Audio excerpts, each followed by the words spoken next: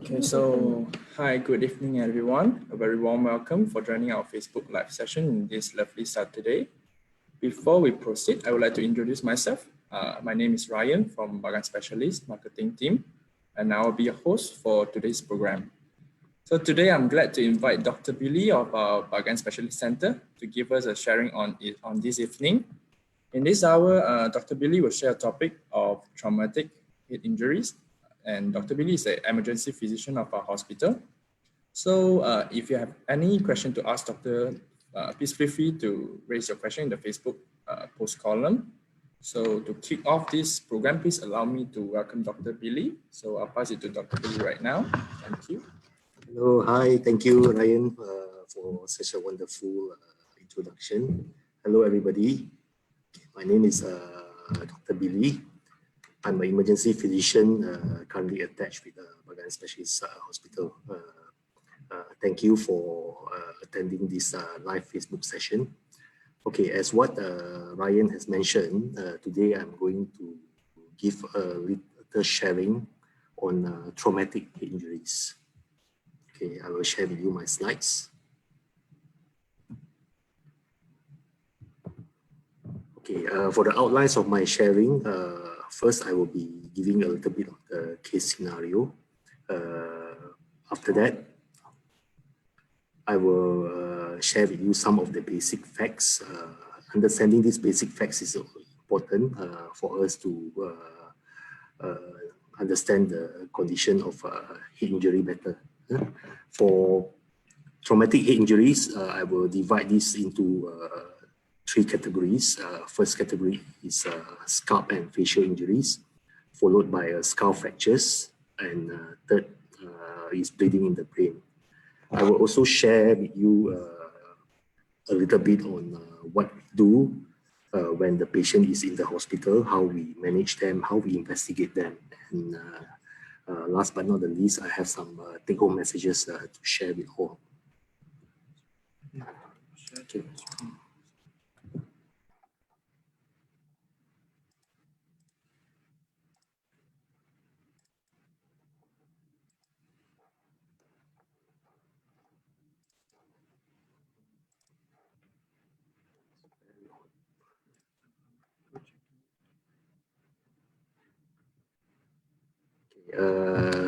For the first scenario, this is a 7-month-old baby boy. She was playing on the bed, and the mother left her for 3 minutes. And suddenly, the mother heard a bang sound on the floor when she came back and noted that the son was on the floor crying. Mother immediately inspected the child and saw that he has a scalp swelling of 5 times 3 centimeter. Subsequently, the mother tried to feed the child some milk, but the child vomited for 2 times. So what should be done next? So we will revisit this case scenario again at the end of my sharing. So let's keep this in mind first. For case scenario 2, okay, this is a 42-year-old gentleman. He was riding a motorcycle to a nearby shop to buy eggs. Unfortunately, he met with an accident. His motorcycle skidded and he fell. He had episodes of loss of consciousness for about 5 minutes. And one particular thing is he couldn't recall where he was. But otherwise, he could pick up his motorcycle and he wanted to ride home. So you were actually with him at that moment. So what do you think is the best thing to be done? Okay, these are the common scenarios we face every day. As in my nature of work, we see cases like this every day. Okay, this is a little bit of definition on traumatic head injuries. It's defined as any injury sustained to the head. Actually, head injuries, there's actually a huge spectrum, ranging from a very mild injuries, such as minor scalp and facial laceration, up to a severe injury. There can be a fracture of the skull bones and even a bleeding in the brain. A little bit on statistics. Head injuries among the most common types of trauma-related injuries encountered in emergency department worldwide. And in Malaysia alone, there are about 5,000 deaths per year due to traumatic head injuries. In fact, it's significantly much higher than our COVID. Our COVID is only about 120 up till now. But for traumatic injuries, we have 5,000 cases, more than 5,000 cases every year. Okay, besides motor vehicle accident, head injury can also be caused by falls. This usually is in the case of industrial accidents, fall from height. Some of the other causes are like assaults, sports-related injuries. Sometimes we get it as well. Those involved in boxing, martial arts sports, like MMAs and all that. Okay, a little bit on the anatomy of the head. This is okay. This is actually the human brain. The human brain is actually being protected by skull. Skull is like a helmet, trying to protect the brain from any injuries. There's a good thing and bad thing about this as well. Yes, skull actually is a very rigid structure. It protects the brain, but however, when there is any, for example, increase in the volume of the intracranial space, for example, if there is a bleeding, the skull is, since it's rigid, it cannot expand. So when it cannot expand, this will lead, the increase in the volume will lead to an increase in the pressure. And this pressure, later I will share with you, this is what we call as an intracranial pressure. A lot of our management in the hospital is actually trying to reduce this intracranial pressure, because this intracranial pressure, what it does is actually, it can cause pressure to be exerted on the normal part of the brain, and this will cause further injuries. Okay, this is another view from the anatomy. If you were to do a cross-section, here you will see this is from outside to inside. The first layer is the scalp, followed by this is the skull bone, and this is this brain. Okay, there are a few layers. We call it as meninges layer. These are the layers that is actually is enclosing the brain. We have 3 layers here. The first layer is dura mater, followed by arachnoid mater and pia mater. Okay.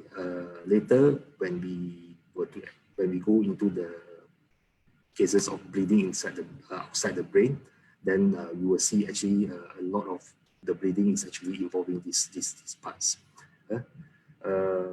In between dura mater and arachnoid mater, there is a potential space. So let's say if there is a bleeding, the blood clot will be accumulated there. Okay, we also have some, this is the blue one is actually the cerebrospinal fluid. This is actually fluid that is actually nourishing the brain. But if let's say there is any break in the skull, for example, in the case of basal skull fracture, this cerebrospinal fluid can come out. Okay, knowing the anatomy, now we actually know that actually the head injury can actually be classified according to the anatomy that is involved during the injuries. First is actually the scalp laceration, followed by if there is an injury to the skull, then it will lead to a skull fractures. If moving in, if let's say there is any involvement on the brain, then it will lead to brain injuries. Brain injuries can be divided into minor and also major. Minor usually is termed as concussion. Concussion, doesn't really have any physical defect to the brain. But for major head injuries, mostly you have some sort of physical defects to the brain, such as bleeding.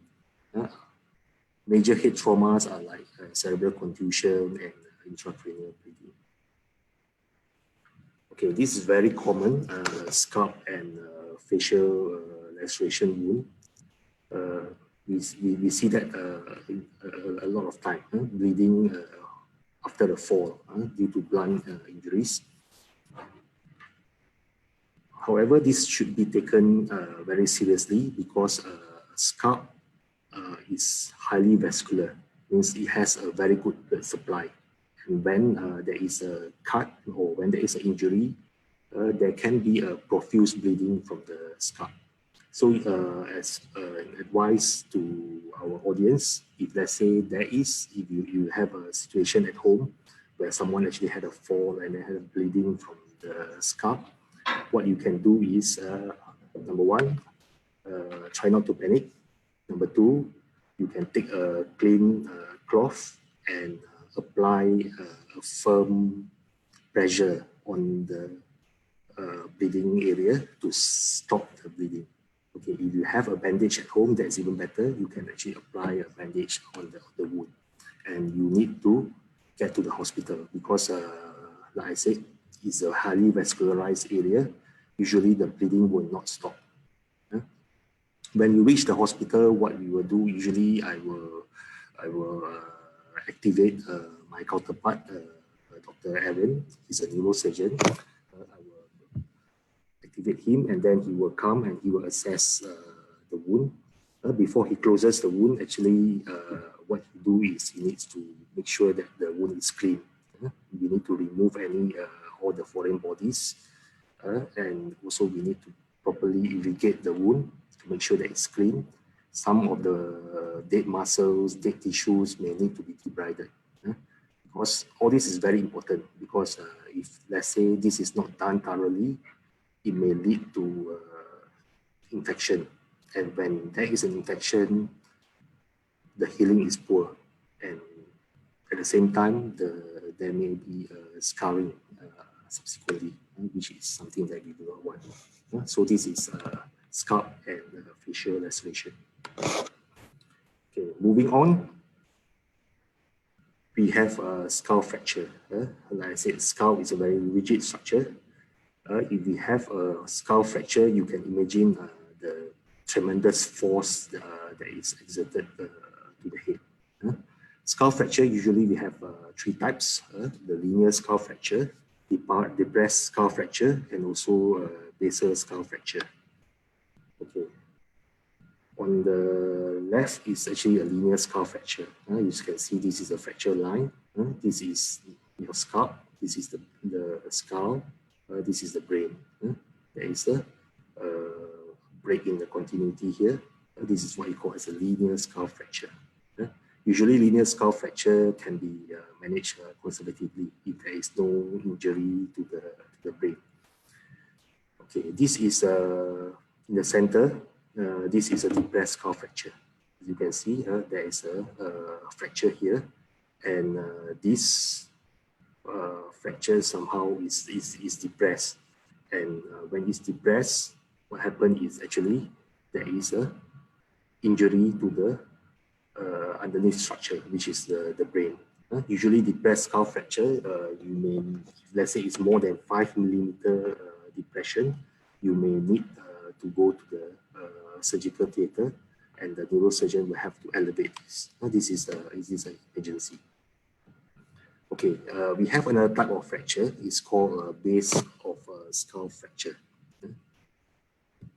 Okay, for base of skull fracture, okay, this is where the base of skull is. This is the brain. This is the skull. This is where the brain sits at the base of the skull. Sometimes if we have a patient who had a fall from height, we can have a force coming vertically, and this can cause a fracture to the base of skull. For base of skull fracture, these are the clinical signs, something very interesting. Here you can see there is a bruises around the eye. This is what we call as a Racoon Eye Sign. Okay, they can also have clear discharges from the ear and from the nose. If it's coming from the ear, we call it otorrhea. If it comes from the nose, we call it rhinorrhea. This is due to escape of cerebrospinal fluid. If you remember the anatomy I told you just now, there is an escape of cerebrospinal fluid from the basal skull fracture. And that is also an emergency. Usually you need to get yourself admitted. The doctor will start you on an IV antibiotic. Okay. So that is about skull fracture. Moving on, let's go to the brain. Bleeding inside the brain. This is like any trauma. If it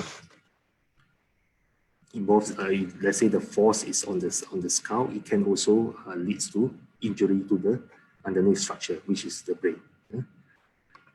And when we are talking about brain injury, it's actually a very high potential for disability, and we are talking about permanent disability here. Brain cells and all nerve cells, they are special. They are not as our normal cells. If your normal cells, if they get injured, usually it will regenerate. But nerve cells and brain cells, they are special. They are special in the sense that the regeneration is very, very slow, almost never. That's why I say, if let's say you have an injury to the brain and to the spinal cord, most of the time the disability is permanent. And we are not talking only about motor deficit in which patients are paralyzed and all that. Sometimes when you have a brain injuries, patient can also subsequently, after the injury, they may change to another person. There may be changes in behavior. Sometimes they totally, they are not themselves anymore. They have some cognitive dysfunction. They becoming very forgetful. So these are the issues that is caused by injury to the brain. And in the severe type, it can also cause death. Okay, mechanism of injury. Okay, this is how the brain actually gets injured. We always talk about mechanism of injury when it comes to the brain, bleeding the brain. It's what we term as acceleration and deceleration injuries. This is, for example, when someone is driving. When someone is driving, then suddenly he has to step on the brake. What happens is the head will move forward. The head will move forward, and because the brain is actually confined in the skull, the brain will also move forward. And when there is a sudden stop, the brain will actually hit the inner layer of the skull. This is what causes the injury, the acceleration and the sudden deceleration part. When that happens, the impact can cause sharing of the vessels, leading to bleeding. It can also cause contusion to the brain. And we are not talking only about brain. Sometimes there can also be injuries to the neck as well. Because sudden flexion and sudden extension may injure the neck. Neck, you have a spinal cord here. So these are the possible injuries when you have a motor vehicle accident. Bleeding inside the brain. This is an example of bleeding inside the brain. This is on the bleeding, can be on the surface. It can also be on the deeper structure. This is bleeding in the brain tissue itself. Okay. Sometimes bleeding can also happen outside the brain. If you remember what I explained just now, we have 3 layers of linings of the brain. So sometimes when there is a injury over this part, what happens is there will be bleeding, and this bleeding will form a clot. This is an example of a extradural bleed. This is the dural matter. This is the skull, and this is a potential space. This is the extradural bleed.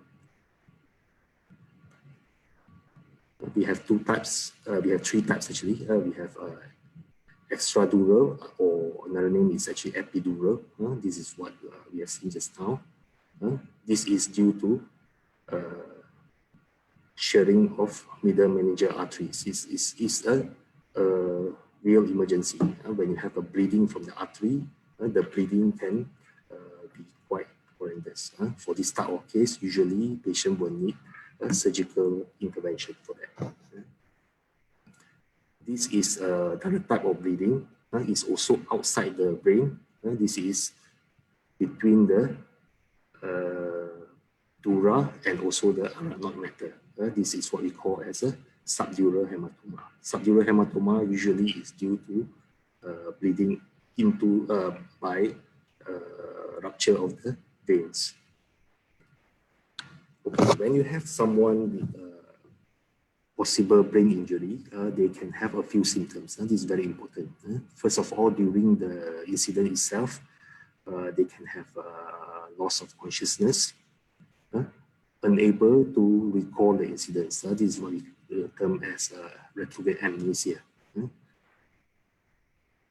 Headache, vomiting. This is due to increase in the pressure. Just now, like I mentioned just now, when there is bleeding, it will translate to increase in the pressure in the brain.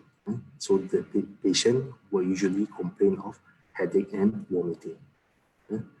Confusion of the behavior also has been one among the common symptoms. Dizziness, balance problems, paralysis, and coma and death. So signs of possible brain injuries. Okay, so when the patient is brought to the hospital, so what do we do for this type of patients? Okay, when we see them, of course, we will assess, we will evaluate, assess them from head to toe. We are not only looking into the brain injuries per se, we will also look into other life-threatening conditions that the patient may have from the injury. So usually when we manage this type of patient, we actually manage it collectively in emergency department. Okay, for assessment of patient with brain injuries, usually we will use something we call as a Glasgow Coma scale. This is to look into the level of consciousness of the patient. We have 3 components here: eye opening, verbal response, and motor response. Usually a patient who is fully conscious will have a maximum score, which is 15. And so someone who is normal will have a Glasgow Coma scale of 15. And minimum you can get is actually 3. So if someone who comes in with the lower is actually the worst is the injury. If someone who comes in with a score of 8 and less, this is what we term as a major injury. So after we assess the patient, we will need to stabilize the patient. Sometimes a patient who is having a major brain injuries, we may even introduce a tube into the lungs for airway protection. This is what we call as endotracheal intubation. This serves to provide airway support for the patient. At the same time also, we can actually, by intubating the patient, we can actually control the pressure in the brain. For that, usually patient will be chemically induced to be in the comatic state. So after we stabilize the patient, we need to investigate the patient. Usually, we will subject the patient for a CT scan. This is an example of the CT scan. On your left, this is a normal CT scan. This is skull and this is brain. If you have someone who is having a bleeding, for example, this is an extradural hematoma, you can see that there is a bleeding here. It appears as white. So it's not that difficult to diagnose a bleed from a CT scan. Okay, some may ask me, is there any role for skull X-ray? Actually, I'm moving away from doing a skull X-ray for patients with head injuries because I actually do not see much value in skull X-ray, and sometimes it can actually be misleading because this is what you can see in the skull X-ray. This is X-ray, this is CT scan. Skull X-ray basically looks into the bone. It will not be able to tell you whether there is any injuries to the brain. If you really want to diagnose a bleeding in the brain, definitely you need to do a CT scan. CT scan. This is an example of a patient with a subdural hemorrhage. You can see this is a CT scan. You can see the whitish part. This is the bleeding in the brain. In the skull X-ray, if you were to do the X-ray for this patient, it will appear as normal because you can only see bone. There is no bony fractures here. So if you were to ask me, skull X-ray now is moving down the line in terms of diagnosis of injuries. Okay. Sometimes when we do a CT scan, we can also do a 3D reconstruction for the CT scan. Here we can actually visualize if there is any fracture better. Okay, moving on to treatment. Okay, so how do we treat this patient when they come in? Like I said, first thing is we will need to stabilize them. So after we stabilize them, then we decide whether this patient, once they are stable, then only we send them for a CT scan. After the CT scan is back, then I will discuss the case with the neurosurgeon, Dr. Aaron, and decide whether this is an operable lesion or not. If it's an operable lesion, means there is a role for operation, then we will push the patient into the operation theater. If not, then we will admit the patient to our ICU. Not every case need to be operated. There is certain cases you may not need to operate them, but definitely patient need to be observed in ICU. The reason why we observe this patient in ICU is because we can monitor the the intracranial pressure carefully in ICU, and if there is any worsening of condition, we need to immediately activate the neurosurgeon. Okay, this is what we do in how we observe the patient. It's a frequent assessment for patient with injury. Usually, we will check their consciousness level. We will check their Glasgow Coma scale. We will also look into their pupils. Usually, if let's say there is signs of increased pressure in the brain, you may end up patient is having altered consciousness, and when you look into the pupils may be unequal. One side is bigger than another one. That's what we call as an unequal pupil. Okay, so take home message. Okay, number one. Sorry. Okay, it's not appearing here. Okay, take home message. Number one is, I would say prevention is better than cure. Prevention is definitely better than cure. So try safely. wear your crash helmet, tighten your crash helmet,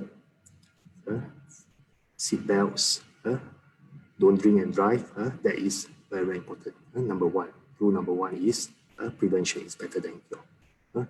Number two that I want to emphasize on is all head injuries should be taken seriously. Sometimes you may only see that it's just a bleeding or laceration wound. That may just be the tip of the iceberg because we do not have a binding eye. We do not know underneath the injuries, is there any injury to the brain? So all head injuries should be taken seriously. Point number three that I want to emphasize on is any patients who have headache and vomiting after a trauma to the head should be taken as a red flag. If you have a headache or you have vomiting after a trauma to the head, that is a red flag. When you say it's a red flag, means you need to get to the hospital for immediate attention. Point number four, some patients may come in with a typical presentation. Like we shared just now, typical presentations, they have headache, they have vomiting. But some patients may have a typical presentation, especially the elderly group. Sometimes they may have a bleeding in the brain, but gone unnoticed because the only symptoms that they show is probably they're becoming more forgetful. Children is also another category. Children also you may have a typical presentation because they can't talk. So basically they can just become very, very irritable. Point number five is I don't really trust in X-ray. There's a limited role of skull X-ray in managing patients with traumatic injuries. Sometimes it can be misleading. Patient did X-ray, they thought their head has been scanned, but what we know is X-ray can only visualize the bone and not the brain. And so it's very limited role. Number six, last but not the least, is these are actually to a bit of note to all the doctors. Traumatic brain injuries is one of the highest medical legal litigation case worldwide. So we need to make a rational decision. The threshold for referral to hospital, the threshold for admitting the patient is low for traumatic injuries. So these are my take-home message. So like I said just now, let's go back to the scenario one. We have two scenarios, right? So what is the best thing to do for this baby? So let's read up again. This baby was playing and then suddenly had a fall. Then the mother noticed that the child has a swelling on the scalp. The mother tried to feed the child, but the child vomited. So we have some red flags here. Number one is this is a child. Sometimes a child they can't complain. They just cry. Number two is we have a patient who had a fall and vomited. Of course, some may say that when the child cry, after the child cry, when you feed the child will vomit. It's true because when the child cry, actually there's a lot of air, a lot of swallowed air, and immediately when you feed, the child may vomit. But you really have, let's say you are the parent of this child, you really have to be very, very careful here. That this could be vomiting that's caused by a bleeding in the brain. So yes, there is a role of observing the child at home, but if you are not very confident, bring the child to the hospital. Even in the hospital, I may admit this patient for observation. Okay. Number two, A 42 years old gentleman had met with an accident. The motorbike skidded. Then he became unconscious. He became unconscious, and the patient couldn't recall at all where he was. So this is definitely a red flag. This is a traumatic brain injury. I may not know whether the patient actually has a bleeding in the brain, but I know that this patient is having a cerebral concussion. So this type of patient, bring them to the hospital. Bring them to the hospital. A lot of these actually, they have a bleeding in the brain. We call it as extradural hematoma. This is how I showed you. Extradural hematoma, what they do, what typically being described is they have something we call as a lucid interval. Lucid interval is when they had the injury, they will become unconscious. After that, they will regain back their consciousness, and then they can resume their normal activities. But what happened is, a few hours after that, the bleeding will be so bad that eventually the patient will become unconscious. And if nothing being done, the patient will die. So this patient, for case scenario 2, no role for home observation. This patient need to be admitted, brought to the hospital, do a scan, and subsequently admitted. Okay, so that's all for me today. I hope with my sharing, give you a bit of information on traumatic brain injuries, how to, when to know it's time to bring to the hospital, and I also give you a little bit of input on what we actually do in the hospital when we manage cases like this. So if you have any questions, you can actually type it down, then we will try to respond to your question.